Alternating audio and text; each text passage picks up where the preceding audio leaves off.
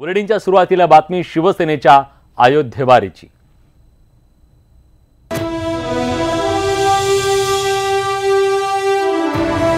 गर्व से कहो हम हिंदू हैं।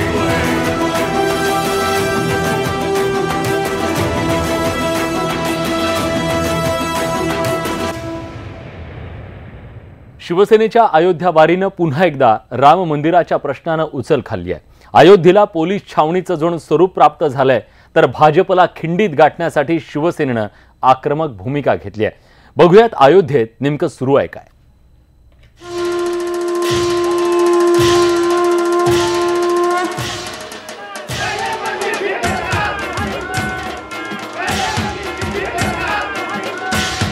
पहिले मंदिर फिर सरकार असं म्हणत शिवसेनेनं पुन्हा एकदा अयोध्येची ललकारी दिली आहे। महाराष्ट्रातून हजारोच्या संख्येनं शिवसैनिक मोठ्या उत्साहात अयोध्येत दाखल होत असतानाच शिवसेनेनं राम मंदिराच्या मुद्द्यावरून मोदी सरकारला आरोपीच्या पिंजऱ्यात उभं करण्याचा अटोकाट प्रयत्न केलाय। राम मंदिर का कानून बनाने में क्या कठिनाई है? अगर हम मन में लाते हैं तो मोदी जी कर सकते हैं। ये मोदी जी की इच्छा के ऊपर है, मोदी जी कर देंगे। या बहुत बड़ी भीड़ जमा करने के बाद ये राम मंदिर नहीं बनेगा, या शक्ति दिखाकर या प्रदर्शन करने के बाद ये राम मंदिर नहीं बनेगा। सरकार की तरफ से एक कानून बनना चाहिए और इस कानून के दायरे में ये राम मंदिर बनना चाहिए। उद्धव ठाकरेंचा अयोध्या दौरा चांगलाच वादळी ठरण्याची शक्यता आहे, कारण विश्व हिंदू परिषदेनं उद्धव ठाकरेंच्या दौऱ्याच्या दिवशीच अयोध्येत हुंकार रॅलीचं आयोजन केलंय। त्यामुळे अयोध्येला जणू छावणीचं स्वरूप आलंय। धर्मनगरी अयोध्या अगले 2 दिनों तक जाम रहने वाली अयोध्या के जो रास्ते हैं वो बंद कर दिए जाएंगे। आप जहां खड़े हैं ये राम जन्मभूमि और हनुमानगढ़ी के आसपास का इलाका है। आज अभी जरूर खुला है, कुछ लोग आ जा रहे हैं, हालांकि चेकिंग आज भी चल रही है। इसके अलावा जो गोरखपुर से लोग आएंगे उन्हें बाहर यात्रा करनी होगी। जिस तरह से भीड़ अयोध्या में शिवसेना और विश्व हिंदू परिषद जुटा रही है, उसको देखते हुए प्रशासन ने धारा 144 लगा रखी है और 42 खंडों में बांटा गया है। कई कंपनियां लगाई गई। तर अयोध्येत 1992 सारखी परिस्थिती उद्भवण्याची शक्यता लक्षात घेऊन व्यापाऱ्यांनी विश्व हिंदू परिषदेच्या रोड शोवर बहिष्कार टाकण्याचा निर्णय घेतलाय। शहरातील नागरिकही चिंतेत आहेत। शिवसेना भी जो है कुछ अपना राजनीतिक रोटी सेकना चाह रही है और विश्व हिंदू परिषद को आगे करके बीजेपी भी अपना राजनीतिक लाभ के चक्कर में है। जनता, आम जनता के तो एक ही इच्छा है, जो जनमानस चाहता है कि अयोध्या में शांति के साथ भगवान का मंदिर बने। हम यही चाहते हैं भव्य मंदिर बने। हम माथा टेकने जरूर हर साल की तरह हैं। बस गुंडागर्दी जहाँ पर बिल्कुल नहीं होनी चाहिए, मंदिर बनना चाहिए। एका बाजूला अयोध्यावासीय भयभीत आहेत, तर अयोध्येत दाखल झालेले रामभक्त मंदिर उभारण्यासाठी प्रचंड आग्रही आहेत। पत्थर तराशे जा चुके हैं, जो मूर्त रूप है वो भी दिए जा चुके हैं। जो लोग आते हैं वो अपना नाम बकायदा यहाँ लिख देते हैं, बकायदा सालू, रामनगर। जो लोग योगेश सिंह चौधरी, राम जो अपने नाम भी लिख के जाते हैं। लोगों को लगता है कि इन पत्थरों पे हमारा नाम आ जाएगा, हमारा अंश आ जाएगा। बहुत सारे लोग यहाँ पत्थरों को देखने की उम्मीदें हैं कि मंदिर के रूप में तैयार हो और ये पत्थर बनकर तैयार हो, और सभी लोग कहते हैं कि हम चाहते हैं कि मंदिर बने। निवडणुकीच्या तोंडावर हिंदुत्वाच्या मुद्द्यावरून एकमेकांना खिंडीत गाठण्यासाठी सुरू झालेल्या शहकाटशहाच्या राजकारणात देशातील शांततेला नख लागू नये हीच अपेक्षा। Bureau report, news 18 Lokmat. आणि या सगळ्या राजकारणावरून आता आरोप प्रत्यारोप सुद्धा सुरू झालेत। ज्यांनी शिवाजी महाराजांच्या पुतळ्यावर साधं छत्र उभारण्याची कुवत नाही, ते राम मंदिर काय उभारणार अशी खरमरी टीका काँग्रेसचे आमदार नितेश राणेंनी केली आहे।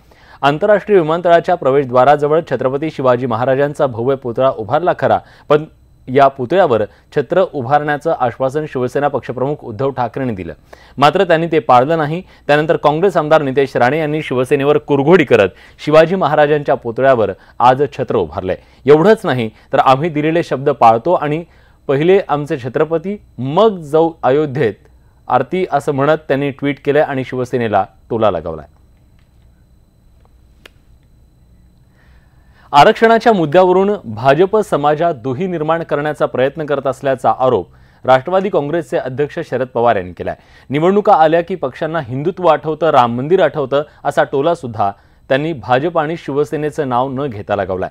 गेल्या 2 दिवसांपासून पवार कोल्हापूरच्या दौऱ्यावर असून राज्यात लोकसभेच्या 48 पैकी 40 जागांवर दोन्ही काँग्रेसमध्ये एकमत झाल्याचंही पवारांनी सांगितलंय। तेव्हा कोल्हापूरच्या दौऱ्यावर असलेल्या शरद पवार यांनी पुन्हा एकदा भाजप आणि शिवसेनेनं जो हिंदुत्वाचा अजेंडा घेतलेला आहे त्याच्यावरती खरमरीत शब्दात टीका केलेली आहे। त्याचबरोबर मराठा आरक्षणासंदर्भातला जो निर्णय राज्य सरकारनं घेतलेला आहे त्याच्यावरून सुद्धा शरद पवार यांनी सरकारवर टीका केली आहे आणि सरकार समाजात दुही पसरवण्याचा प्रयत्न करतंय असा घणाघाती टीका जी आहे ती देखील शरद पवार यांनी केलेली आहे।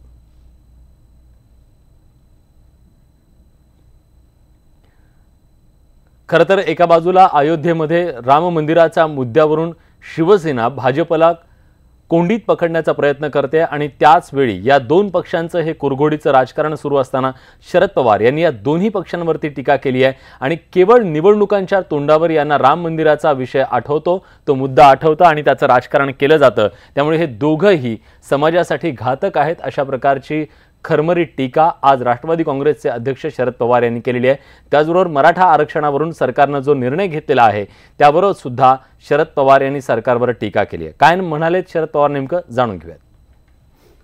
आज जर सरकारला खऱ्या अर्थाने काही करायचं असतं तर शाहू महाराजांचा आदेश त्यांनी पुढे ठेवला असता तर मी समोर शकलो असतो की हे सगळ्यांना घेऊन जाणार आहे, पण त्याला शाहू महाराजांचा आदर्श द्यायचा नाही, त्याला समाजात दुही वाढवायची आणि त्या दुहीवरून सामाजिक मन दुभवायचे आणि हे महाराष्ट्राच्या दृष्टीने योग्य नाही। निवडणूक आल्याच्या नंतर राम मंदिराचा विषय करतात। आता हे कशाची चाललीत अयोध्येत ते चालले, राम मंदिरासाठीच चालले। राम मंदिराचा विषय त्यांनी आता यावेळी काढला। पक्षामध्ये आमचा सगळे निर्णय झालेला आहे, ही जागा राष्ट्रवादीमध्ये आहे आणि त्यामुळे राष्ट्रवादीमध्ये असल्याच्या नंतर राष्ट्रवादी कार्यकर्ते नेते या सगळ्यांच्या संबंधी आमच्या राज्याच्या पक्षाच्या अध्यक्षांनी आम्हा सगळ्यांच्या उपस्थितीमध्ये सगळ्यांची होते यापूर्वीच घेतलेली आहेत, त्यामुळे आमच्यात काही मतभेद नाही। राज्यातील दुष्काळग्रस्त भागातल्या विद्यार्थ्यांसाठी एक आनंदाची बातमी आहे। राज्य सरकारनं परिपत्रक काढून दुष्काळ जाहीर झालेल्या भागातील विद्यार्थ्यांचे परीक्षा शुल्क माफ केलेत। तसंच परिपत्रक राज्यातल्या सर्व विद्यापीठांना पाठवलंय। राज्यातील दुष्काळग्रस्त भागातील विद्यार्थ्यांच्या शिक्षणावर पाणी पडू नये म्हणून राज्य सरकारनं हा महत्त्वाचा निर्णय घेतलाय। मराठवाड्यातील दुष्काळाच्या झळा ग्रामीण भागात सध्या तीव्रतेनं जाणवू लागल्यात। शहरी भागात शिकणाऱ्या विद्यार्थ्यांनाही आगामी काळात शिक्षणासाठी अडचणी येऊ शकतात आणि त्याच अनुषंगानं प्रशासनानं दुष्काळी भागातील विद्यार्थ्यांचे परीक्षा शुल्क माफ करून त्यांची फी वसुली करू नये अशा प्रकारचा आदेश काढलेला आहे। त्यामुळे विद्यार्थ्यांना निश्चितपणे मोठा दिलासा मिळणार आहे। यानंतरची बातमी कांदा उत्पादक शेतकऱ्यांची, कारण त्यांना सध्या प्रश्न पडलाय जगायचं कसं। कारण मनमाड, लासलगावसह नाशिकच्या बाजार समित्यांमध्ये कांद्याच्या भावात प्रचंड घसरण सुरू आहे। आज उन्हाळी कांद्याला अवघ्या 2 रुपये किलोचा भाव मिळाला। अगोदरच पावसाअभावी निर्माण झालेल्या दुष्काळी परिस्थितीमुळे शेतकरी मेटाकुटीला आला। त्यात आता कांदा उत्पादक शेतकऱ्यांना हा कांदा आता रडवू लागलाय। त्यामुळे संतापलेल्या शेतकऱ्यांनी घोषणाबाजी करत कांद्याला हमीभाव देण्याची मागणी केली। त्याचवेळी मलकापूर बाजार समितीत इतर वेळी 1100 रुपये क्विंटलपेक्षा जास्त दराने विकला जाणारा कांदा अवघ्या 400 ते 500 रुपयांपर्यंत घसरलाय। त्यामुळे संतप्त शेतकऱ्यांनी रस्त्यावर कांदा फेकून आपला संताप व्यक्त केलाय। सरकार विरोधात घोषणाबाजी करत यावेळी शेतकऱ्यांनी निषेध सुद्धा व्यक्त केला। शेतकऱ्यांनी कशा प्रकारे आपल्या भावनांना वाट मोकळी करून दिली जाणून घेऊया। 200-250 प्रमाणे आणि वास्तविक हा भाव शेतकऱ्याला काहीच परवडत नाही। दुष्काळाने एक पण शेतकरी मारला, त्यात भावाने पुन्हा मारला, त्यामुळे शेतकऱ्यांनी जगायचा कसा हा प्रश्न आहे। म्हणून गव्हर्नमेंटने याच्याकरता निर्यात आवटो खुली करावी। टँकरने पाणी घालून कांदे आणलेले शेतकऱ्यांनी जगावले, अशी परिस्थिती असल्यावर शेतकरी धुळीस मिळाला आहे। भारत सरकार दया करा रे, भारत सरकार दया करा, शेतकऱ्याला मदत करा रे, शेतकऱ्याला मदत करा, शेतकऱ्याचे रे कर्ज सगळेच नील करा, शेतकऱ्याचे रे सगळं कर्जच नील करा। शेतकरी हैराण झालेला रे हाय, आता शेतकरी हैराण झाला आहे। निसर्गाने रे लई शेतकऱ्याला टोला दिला रे, शेतकऱ्याला टोला दिला। भारत सरकार मदत करा रे, भारत सरकार मदत करा। तेव्हा शेतकऱ्यांचा हा आवाज सरकारपर्यंत पोहोचेल अशी आशा करूया। प्लास्टिक बंदीच्या संदर्भातली एक महत्त्वाची बातमी आहे. दुधासाठी वापरण्यात येणाऱ्या प्लास्टिक पिशव्यांवरील निर्बंध 25 डिसेंबरपासून अंमलात येण्याची चिन्ह आहेत आणि या निर्णयामुळे ग्राहकांसोबतच दूध उत्पादकांवरही अनेक निर्बंध येत आहेत. दुधाच्या प्लास्टिक पिशव्यांची पुनर्खरेदी दूध डेअरी, वितरण आणि विक्रेत्यांना बंधनकारक असणार आहे. त्याचवेळी ग्राहकाला दुधाच्या पिशवीसाठी 50 पैसे अतिरिक्त मोजावे लागतील. तसंच प्लास्टिक बाटलीसाठीही 1 ते 2 रुपये अतिरिक्त मोजावे लागणार आहेत. पिशवी किंवा बाटली उत्पादकांना परत केल्यावर हे पैसे ग्राहकांना परत मिळणार आहेत.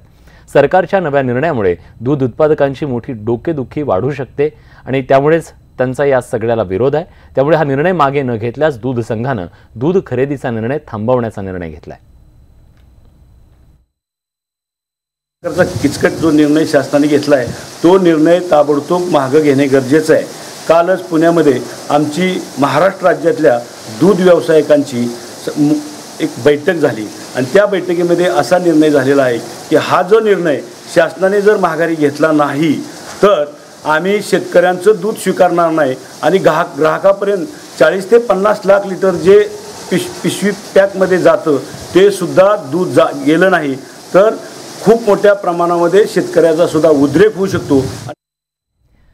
कानड्या विठ्ठलाला आज एका कानडी भक्तानं तब्बल 1.25 किलो वजनाचा चंद्रहार अर्पण केलाय. या चंद्रहाराची किंमत 25 लाख रुपये इतकी आहे. राघवेंद्र राव असं या विठ्ठल भक्ताचं नाव आहे. राव हे बेंगळुरू इथल्या हॉटेल व्यावसायिक आहेत. 1.25 किलोच्या या चंद्रहारावर अतिशय बारीक सुबक कलाकुसर करण्यात आली आहे. पंढरीचा विठ्ठल आपल्या स्वप्नात आले आणि तेव्हापासून विठ्ठल चरणी आपल्या ऐपतीप्रमाणे काहीतरी दान करण्याची इच्छा होती असं राघवेंद्र यांनी सांगितलं. कोल्हापूरला जगात भारी का म्हणतात याचा प्रत्यय पुन्हा एकदा आलाय. कोल्हापूर जिल्ह्यातल्या एका शेतात चक्क ट्रॅक्टरची ट्रेन पाहायला मिळाली. पन्हाळा तालुक्यातल्या एका गावातला हा व्हिडिओ सध्या सोशल मीडियावर प्रचंड धुमाकूळ घालतोय. त्याचं झालं असं की उसाच्या शेतातल्या चिखलात रुतून बसलेल्या एका ट्रॅक्टर आणि उसानं भरलेल्या ट्रॉलीला बाहेर काढण्यासाठी 5 ट्रॅक्टर चालक एकत्र आले आणि त्या सगळ्यांनी मिळून या ट्रॅक्टरची जणू ट्रेन बनवली आणि या ट्रॅक्टर ट्रेननं चिखलात रुतलेल्या ट्रॅक्टरला बाहेर काढलं. ऐनवेळी केलेला हा जुगाड सध्या कोल्हापूरकरसह राज्यात चर्चेचा विषय ठरतोय.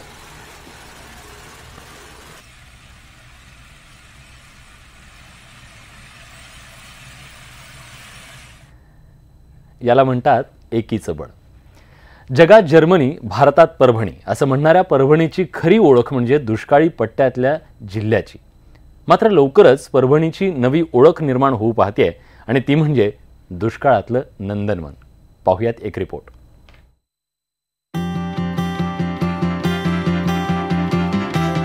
हा कुठल्याही सिनेमातला सीन नाहीये तर हे आहे परभणीतल्या जिंतूर तालुक्यातलं मैनापुरी तलाव. चहूबाजूंनी डोंगर रांगा आणि पाणवठ्यावर येणारे दुर्मिळ पक्षी. दुष्काळी म्हणून ओळखल्या जाणाऱ्या या भागात निसर्गाचा मात्र वरदहस्त दिसतो. इथली झाडं फळांऐवजी पक्ष्यांनीच लगडून गेलेली दिसतात आणि त्यामुळेच इथल्या रंगीबेरंगी पाखरांच्या निरीक्षणासाठी फोटोग्राफर्सही गर्दी करतायत. चक्रवाक, कोटकादंब, हळदी कुंकू,